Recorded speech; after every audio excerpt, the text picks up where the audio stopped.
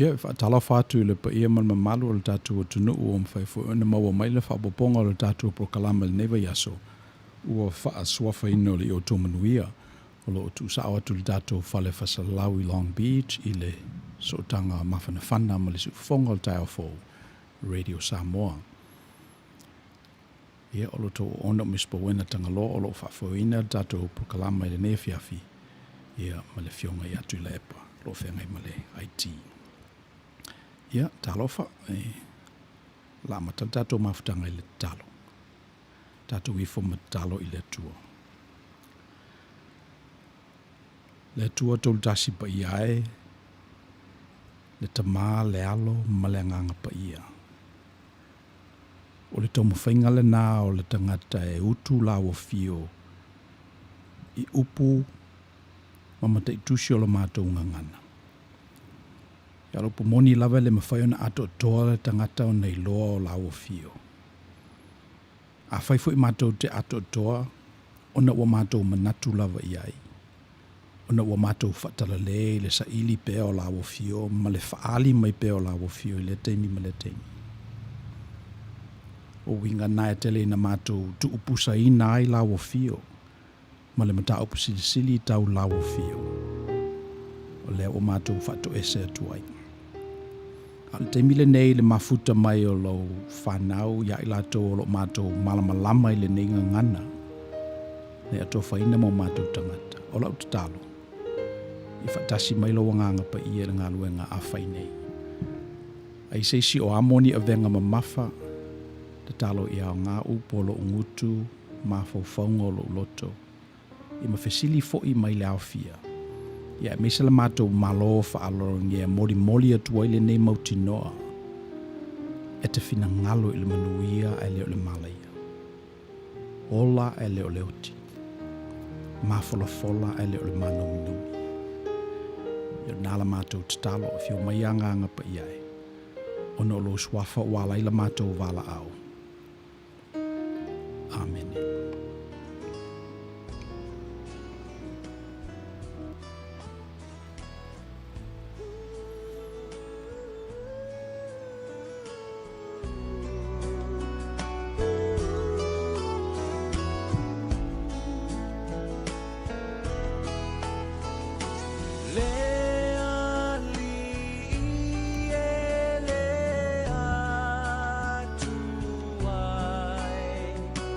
Le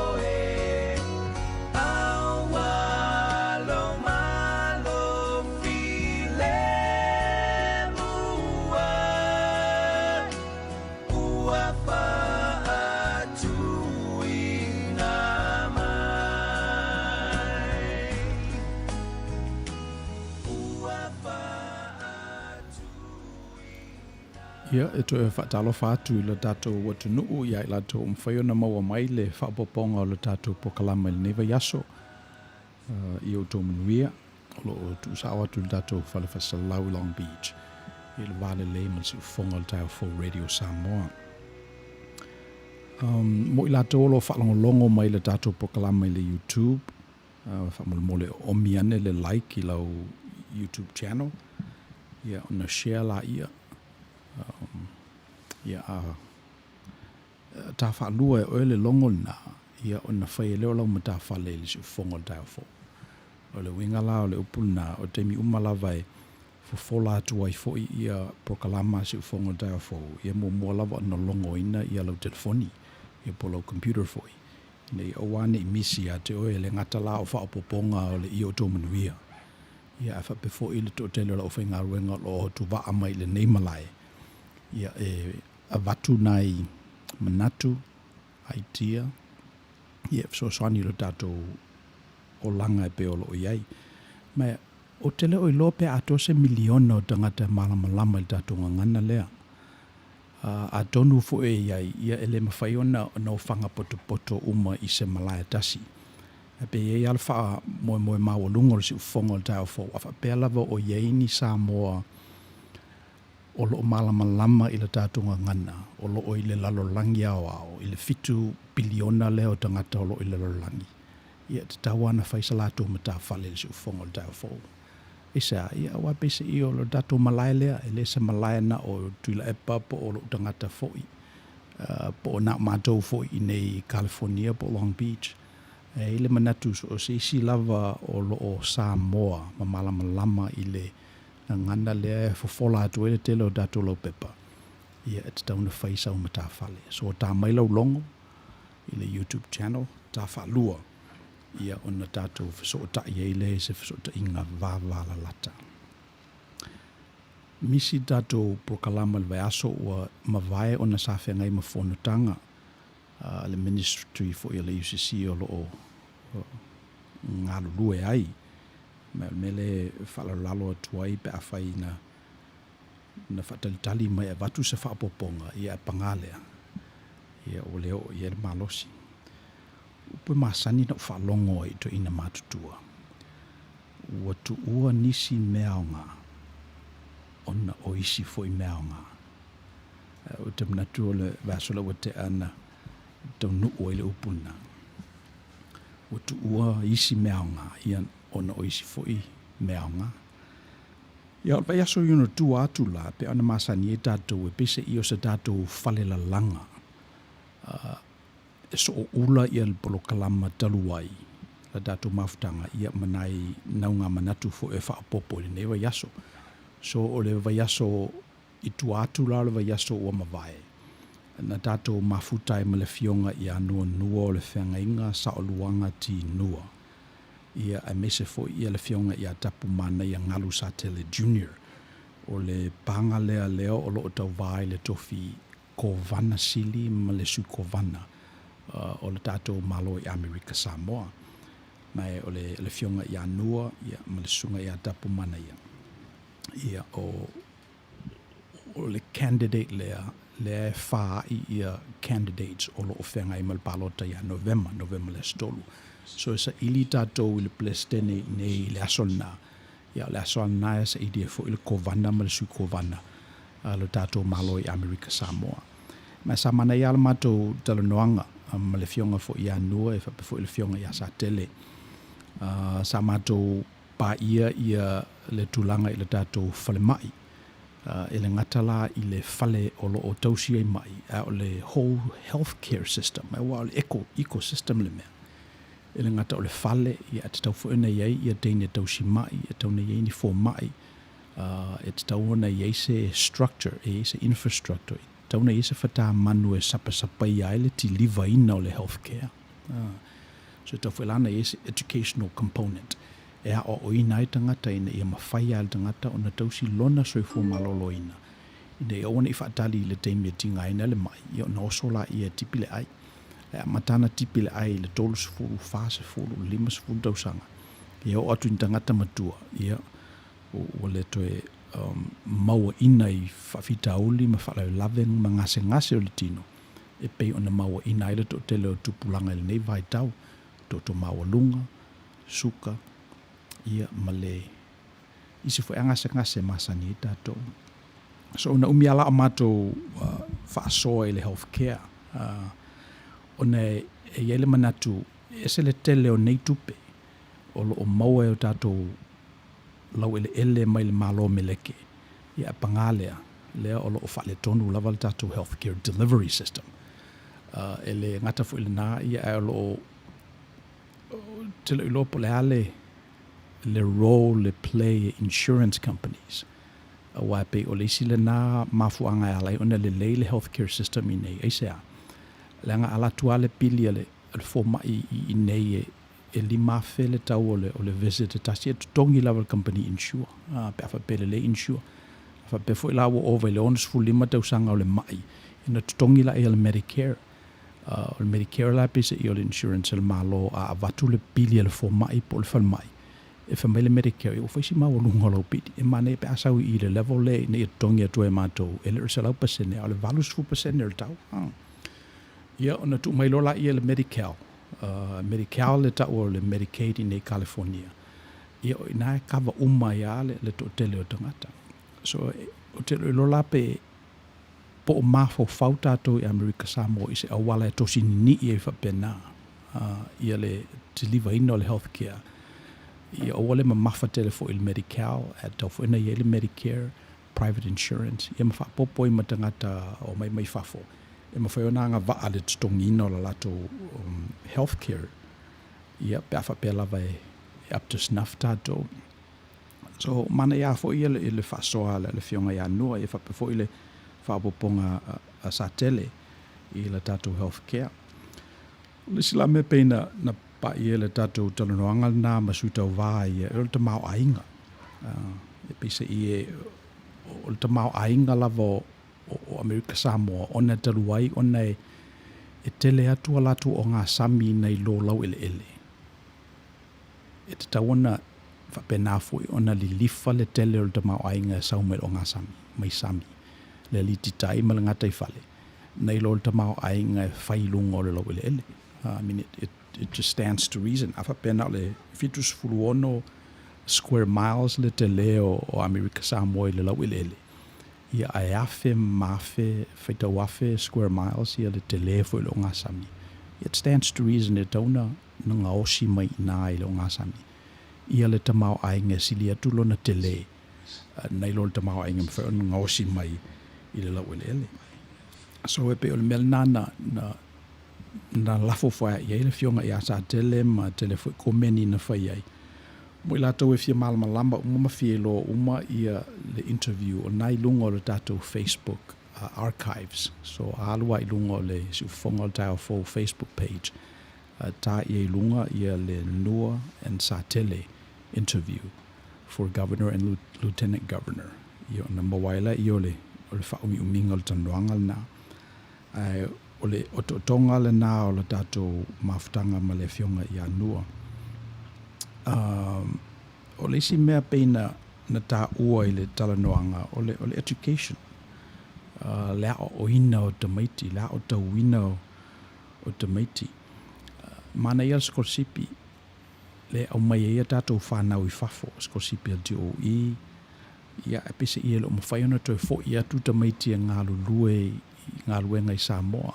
Ia te le ala mafuanga le lei foi, e pei o le lei ngā luenga I nei, whale le lei ia tutongi o ngā luenga I o tele opportunities I whafo I nei, ia e tapulaa ia awanoa I Amerika Samoa. So mela o tupu o maita meti nei na whatupeina le malo o Amerika Samoa la to skolsipi. Ia pangale o le toi foi. Mai e whaila o tala le langa o auna o sauru skolsipi al DOE a o director ai ia le tina ia Mary Beetham. I na mai ia o le skolsipi le UH. Ia ntua la tufale to mai le skolsipi su le masters a o ia tau ese le DOE vai taimina. Ia o le au te nofo I nei, o la ia I nei, ale toi mo se ava noe toi fo I Samoa. e tautua either a civil engineering mena mawai degree. E po se fu ngā ruenga so soani i le tātou atunu. O le si mea na mātou talanoa i le sitisene, me leo lo o tupu nei Amerika. Leo lo o whaile lawsuit atua ua / fitsemanu e pe o swafana e lua o lo i le docket. Mai o lo o su ia le malo ina ia whaalautele ina le definition o le US national ina ima whai ona US citizen tangata whana nau i o dato lau ele. O le mena le pese i o na talanoina fo e dafsi le whai lua pe tolu tausanga taluai ina ua whato e mali manatu lea. Mo manatu e whapea. A whapea o Amerika Samoa o lau ele o le malo Amerika. O le ale mafuanga na iona le avea tangata e whana nau i Amerika Samoa ma citizen o le malo Amerika. Which is a fair question. But I think o le mea te taona o na whesidi. Po le venue ele te taona whinau ele mata upu nei. Pe te taona whinau i courthouses, i whafo mai o lau ele o Amerika Samoa. Pe te taona ave i o tātou tangata e nuti mai ele manatu lea. Whesidi po le ase se tō farmers whautanga fo i te maa o le tātou atunu. Ele ngata la i ai lato lo te ina le tātou malone. Ia whape fo i lato ua lango mai au pouli. O i lato ia i le awhiwa se lau, ma le awhiwa se lau mal wha. Na osi ina le whengainga mal malo meleke. Ia lea ua whape ina i tātou. Lea ua a e whanau i tutuila. Ia o na vele i o e mali US National tutuila ma manu. Se banga nā lava ua e sau i nei. I lau ele e pe o Hawaii ma Amerika. Ia on a petition ai la ia sui ia le status o low citizenship. So anyway, o te leo mantuaina po le ale fina ngalo o candidates a pese i e popo e la ua i le toe muluina o mea mai ana mua. I think they gravitated towards a conservative position. Sali lifa la talanoanga i le tāua o upu mai ana mua, le tāua o mea na tu i lalo e tātou tua a, i le tauna to e langa e tātou. Na mātou tanofo i tourism, o nei mana nei ai o pākala i la lo i tutuila mamanua, lau ele o whasaoina, i le National Park, ia e fio atu tangata e tā whawhao ai.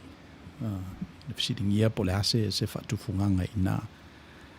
O te mana tuaina i le temina o taluaila ui ai i Amerika Samoa. E iai la lato tangata e vaia turisi o David vai afe ele ngole o Shili o te mana tuaina. O leisi la mea e fifia David e tau mai whamai o lana ngaruenga e whai, which is good for mai. O le isau ia, masalo pena o le 5, 6, fitu ia meli whaelele a whea ia o dato o tumotu. A taluna iai o ia mawhaifo ia na tau mawhainga mai ia cruises i tonu. Ia walata i le lua se fulu. So, a pawalale me e whai wana o meli ana na o mai ai le tae ao. Sava vali ia tuli sile i le motu. Ia o na orole i le poto e o. A mai maupe ana mawhaina no nofo i pe tasi pe luani nai po. Ia o inalae e fisosoania i le atina e foi o Amerika Samoa. O le si mata upu na mato talanoina o le role o tina. O le waiaso ale nā na filfilia ia Joe Biden ia le tina ia Kamala Harris. E whai mana roa i le tauwanga le plestene ma sui plestene o Amerika. Ia na feside ila ia pole ale tūlanga o tina ila la o lua no fo inga. Ia a sama nino lava ia nua masatele le tā o tina. O le upu na si e toi ina whamai e au le ina i lau o tina. So, o me nasa matu tala noina, leo lewa yaso o mawai. Ia a o na tu atu. Ia na maua leo lava noe e whai e nai fisidi le internet, mai e pe o le fisidi leo o te mana tua ina. O le fesili lea pe iai se taimi le lumana ia tu whaatasi e Samoa ina ia tasi lo latou alunga. E pe ona au mai ai ana mua lava. Ia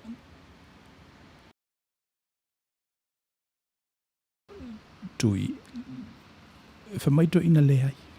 Ia o ia se wha moe to so ia tui whamaila latou tala lea i o le mele le na whai e le tua tātou le o vālua whape tātou. Ia te rai ne whio sofo li whamalama e oi. I malo tuto tasi. E se fo ile mamao o le tō whai to ina. I tā lana tui nei. Ia te tau fo lana tātou whesidi peana i tā lala e o ane mai seina i nai. I malo tuto tasi. Pe isi teimi e whio sofo i le whamalama na ola ia iau nuu ma. Mofu manua. Well, le whapenale wingo le mea. Pa whape o tātou wai tasi. Ia, mana ia o matou taloanga. Ia, whai alfina ngalo le tua, leo te whaalongo atu, ia o te whaialo o maa ia sae wha. Lo whai ala tu fundraisers, whaalongo atu fo i le tele o tupe o lo sa sauina ono le wha moe i le eitu, ma le eitu fo o paanga o lo tau wā. Ia, e whai lava le fina ngalo le tua. Whai fina ngalo le tua. Ewe fo ne ava noe whaftai atua le fionga i anua ma le fionga i asa tele.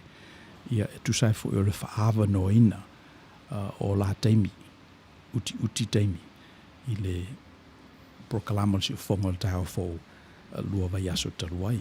Ia taune i alofa le atua, ia manuia le wha moe, tali i langi ia lana whitwhilinga, ia ma le tatalo lava le au ona, ia o ngā, i so se alo fe au le lei molo na matai. Ia, o le... okay. Ia, lea e whatalofa mai whata to'o, Outou Manuia, Reverend Auckland May, moved to L2 come Monday. Level 2, come Monday next week, your Sunday. Oi fo ia Reverend Auckland May. Oi, okay. Ia, whatalofa atu, whata. Fiololo nei tangata Pasifika wa afia the original cluster in Auckland, whapea na amata i se coal store in Mount Wellington. So more testing and level 3 wearing mask has contained COVID-19 spread as well as support of the community, but still political conspirators at work. Ia, malo lava whata ioe. Mo i mātou lava i nei, e peise i olo o whapena lava o na whai, e peise i tilo atu mātou ia o tau i New Zealand, o ki lani ma Wellington, e peise i o se model e tauna whata i te ina e mātou i Amerika. E wā le ua sidia lava mal se lau walu sufuru afe lau whai o tangata o Mali liu i Amerika, me le COVID-19, e le tau i lia, e le tau miliona o i la tau o infecti. So a mātou mata atu la i ngā luenga na whai o tau i New Zealand, i Aotearoa. E se mana i o lo tau tweeting o le COVID-19. Mai mo o i a mātou i nei i a maua i mātou le nā fo i level of competence, level of engagement of the community. Ia ma a tātou whaatalitali i le antidote o le virus. Ia malo lava whata me si deo lo manuia pea ma o lo langi maina pea le soifu o le tātou atunu i le naitu o le langi. Na whaila mātou test o le COVID-19 i so mātou whalsai le aso o mawai. Ma ua mawala result e negative vau. E le whalato e whai le aso tai au, le stofi. Mo i lato e le maua le hawa noa e testai. O le afol sifuru la tai au i le mātou whalsai to e o mai ia healthcare workers. A le City of Long Beach ina ia test ia tangata. So la whaile lisi e mareta ia o na waturola ia e tapena ia le health department. A wawai foi o le tātou prokalama nei la tātou si tātou pese lea ia o na whaawau leo le tātou tanoanga i lesi tū.